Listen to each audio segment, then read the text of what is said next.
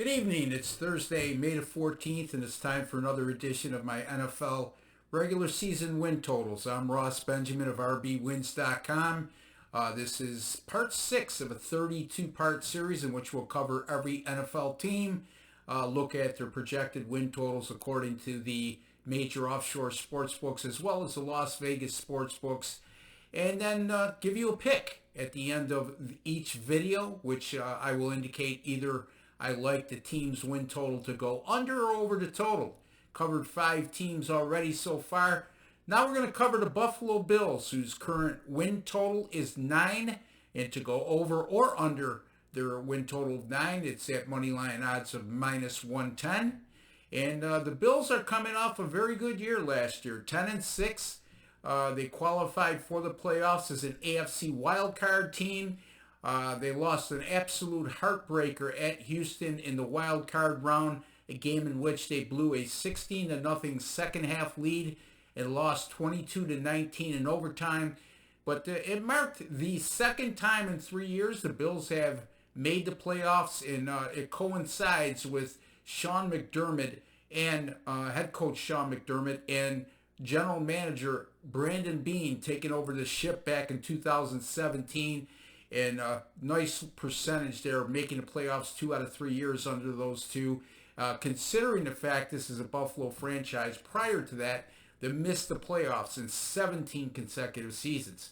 Well, expectations are high this year, and it's certainly justified. I mean, the Bills return all their offensive line, all their starters, I should say, their top 3 backups on the offensive line. Josh Allen has star potential written all over him as a quarterback of the Bills. Shaky rookie year, but bounced back last year in his second season. Allen accounted for 29 touchdowns with his arm and legs, and also threw just 9 interceptions in 460 plus attempts. He'll be accompanied in the backfield with Devin Singletary. As a rookie out of FAU last year, Singletary missed 4 games, yet still ran for 775 yards and accounted for close to 1,000 yards in total offense. And then they drafted a sleeper in the 3rd round in Zach Moss out of Utah. So a young combination in the backfield should be a complementary 1-2 punch with Singletary being the elusive running back. Zach Moss, there's not any contact this kid likes to avoid. Power runner, and he has a little wiggle too. So should be interesting this year. The Bills' offense also was bolstered by an offseason trade that brought in Stephon Diggs from Minnesota at wide receiver. And Diggs has accounted for over 1,000 yards in the last 2 years. He'll take over as the number 1 target for Josh Allen. And his other 2 receivers aren't too bad themselves. John Brown and Cole Beasley combined for over 1,900 yards last year. And Beasley, a career-high 6 touchdowns.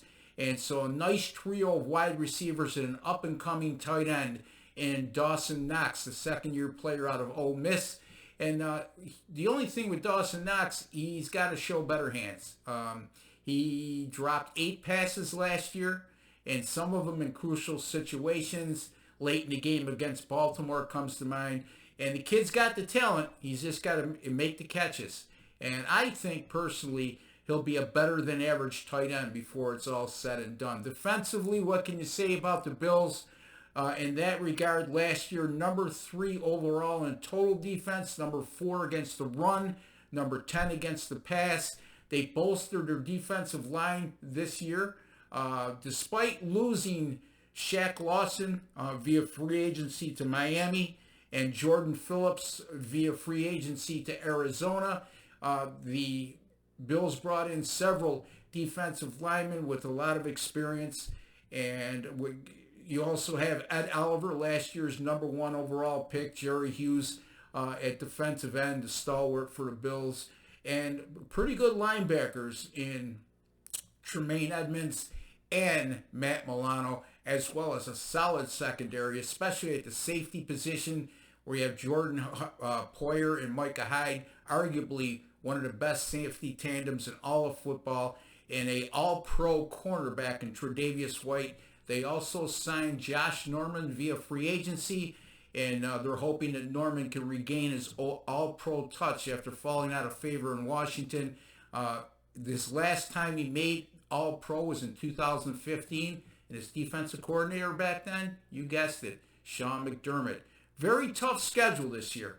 Going to play the AFC West and the NFC West, as well as odd games at Tennessee and Pittsburgh, home against Pittsburgh, I should say. The good thing, they play Kansas City, the defending world champions. They host them on the Thursday night, so maybe they'll get a little bit of an edge with Kansas City having to travel on a short week.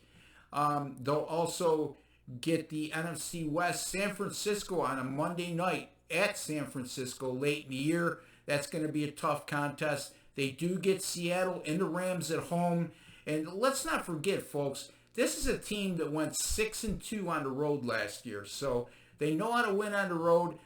They were just 4-4 at home, surprisingly, because Buffalo wanted a better home field advantages as far as their passionate fan base goes.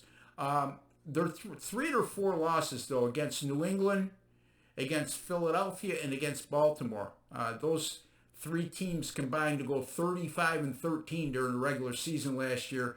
Their other loss at home came in the regular season finale against the Jets, and that comes with an asterisk, as the Bills were locked in as the number 5 seed in the AFC playoffs. They couldn't improve or go backwards, and they rested all their starters in that game, and a regular season finale loss to the Jets. I think they'll dominate their division. I can't imagine this team winning less than 9 games. This, to me, on paper, is a better team than they were a season ago. Yes, the schedule is much tougher, but yes, they're 1 year more experienced, and the additions they made both offensively and defensively via free agency, trades, and the draft lead me to believe this is going to be Buffalo's year, and they're going to break that dominance of New England. I like them to win the AFC East, and I certainly like them to go over 9 regular season wins at moneyline odds of -110. Until the next time, be safe, be responsible, folks. Stay out of harm's way, and God bless.